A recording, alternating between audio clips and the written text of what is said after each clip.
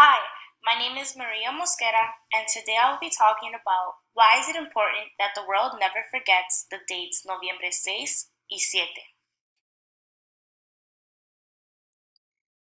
My thesis shows the artist Doris Salcido presents the corruption, violence, and disorder in her artwork Noviembre 6 y 7 that Colombia endured in the 80s to avoid history repeating itself.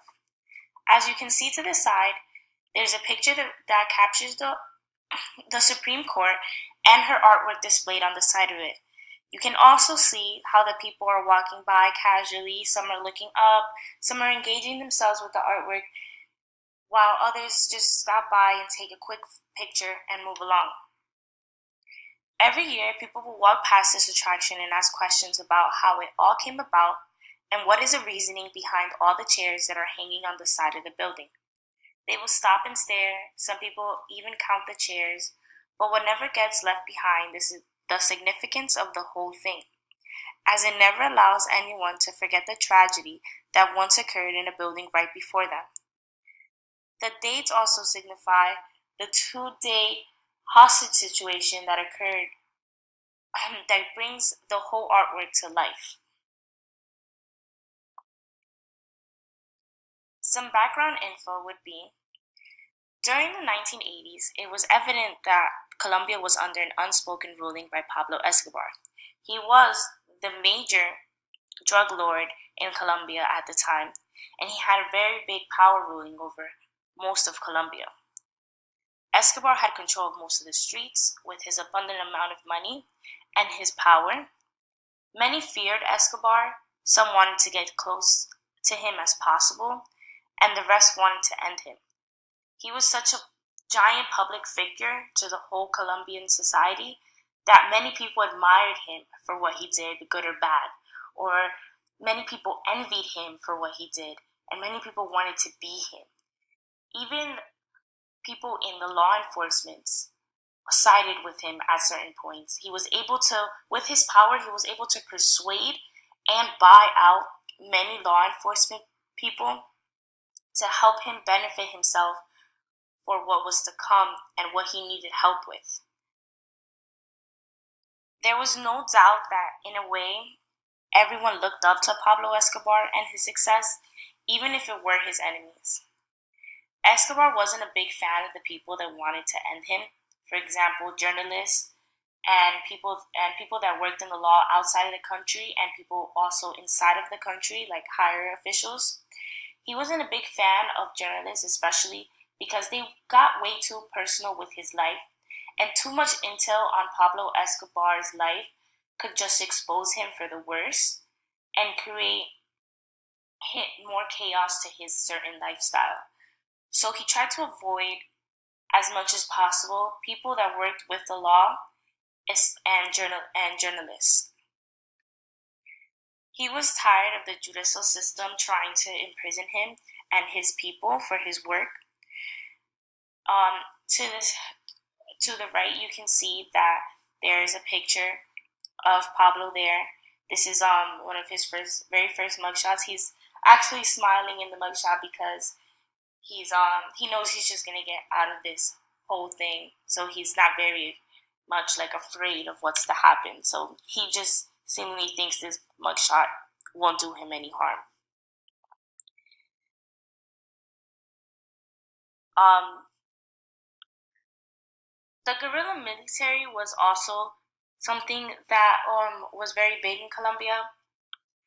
It was a military ran by rebels that wanted to retaliate against law enforcement in Colombia. Um, when Pablo Escobar heard of the guerrillas having a feud with Colombian President Belisario Betancourt, he took the opportunity and ran with it. To the right, you can also see a picture of Belisario Betancourt. This is him when he was older. Unfortunately, I do not have a picture of him when he was younger in the 1980s, specifically 1985. The president had broken a peace contract with the guerrillas, which caused them to retaliate against him. There was a peace contract between President Belisario Betancourt and the M19 guerrillas, which the president had ended. So the M19 guerrillas weren't very happy with that, and they decided it was best that they try and confront the situation. But when they went to try and confront the situation, it didn't end in anyone's favor because the president wasn't there for the agreement. He had his military present him, and the guerrillas took that as a threat and began to go on with the plan that they and Pablo have already sorted out, and to go against the judicial system. So Escobar joined forces with the M19 guerrillas, which consisted of 35 men, and this led to a hostage situation of 2 days in the Supreme Court Palace of Justice Sage in Bogota, Colombia. The hostage ended very poorly as 280 people died. This included all members of the Supreme Court and everyone else who was involved. So all the bystanders that were stuck inside of the hostage, all the people that were probably there to solve anything of their own personal lives, the workers, everyone that was involved in that 2-day hostage, which was a conclusion of 280 people, they all lost their lives.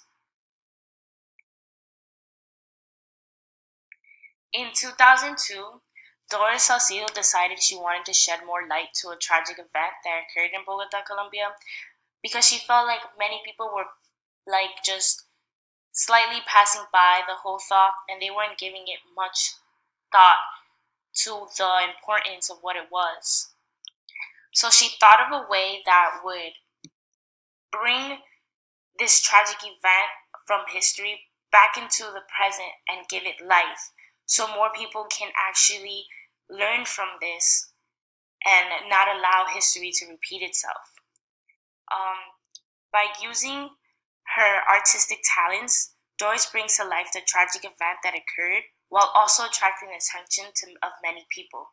Because it's evident that people are going to walk past there and they're going to see all these chairs staggered around and on top of each other and hanging from the side of a building, that they're going to want to ask questions. They're going to want to know why those chairs are there. They're going to want to know the significance of it all. So it was very important to her that she had put all the chairs there to clarify each one of the deaths. So the chairs in her artwork are made to represent all 280 of the people that lost their lives during the 2-day hostage situation in the Palace of Justice Sage. The chairs show no individual significance. They represent equality and also represent the disorder in Colombia, as all the chairs are staggered around, hanging just like the people that were there being held hostage. With my interpretation of her artwork, I can only assume that each of the chairs has no secluded difference. They're all made to look equal, since all deaths are equal regardless of the opposing parties. Because the bigger picture here is that it was 280 deaths, meaning all those deaths are significant in a way. So there's not going to be one chair that's a certain color to identify one person, or one of the people that worked in the Supreme Court, or one of the guerrillas. All the chairs are the exact same color, and they almost all range in the exact same size, because as a union they all fell together, and it's all one death. It isn't one death just to signify another. It is one death. It is one death as a whole. So signaling out each death wouldn't bring a purpose to what she was trying to get at. She was just trying to get at the fact that this whole event as a whole was tragic, not just one particular life that ended that day. For memorial significance, the subtle artwork takes a toll on many, as it never allows people to forget its significance. By presenting all 280 chairs, it overwhelmingly brings forth the excessive amount of deaths that occurred only in one place under one roof. There have been many deaths due to the corruption in Colombia. By representing them and bringing them to light, it allows people to empathize on the tragedies in hopes that no one finds it within themselves to ever cause this disorder amongst the people of society. Educating the people of the disorder in Colombia is the first step of stopping history from repeating itself, as it allows people to learn more of the country by bringing the information to them. It's not like you're depending on people from outside to just pick up a book or do a Google search and find out about this, because then it would never happen. But physically walking past this and seeing it, you're going to ask questions and you're going to want to know why this is there and what's the significance to all the chairs. And you're going to learn more of the history of Colombia, and it's just going to lead into knowing more and more about the Colombian history and how to prevent it in the nearby future, which was what Doris Salcido was trying to get at when she was presenting the artwork and giving it with no subtle imprint of words. She just used her mind and the sculptures of the chairs so people know what was going on and what it represented. Some additional input.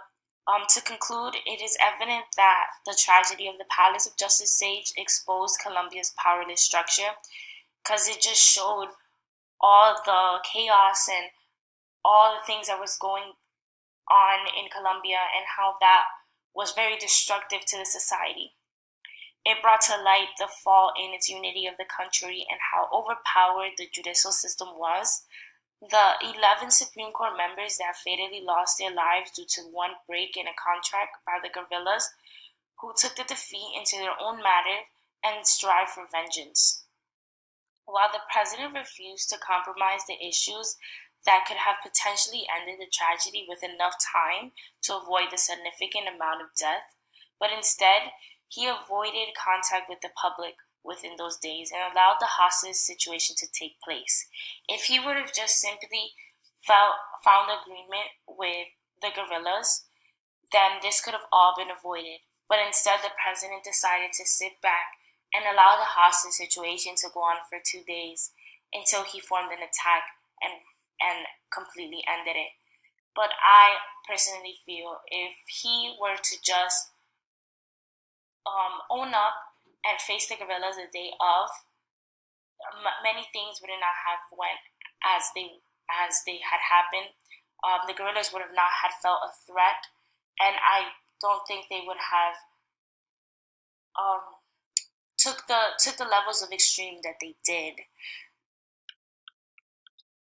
This event in history just shows to prove how weak Colombia's legal system was, and just because of the one decision, it led to the deaths of many innocent people.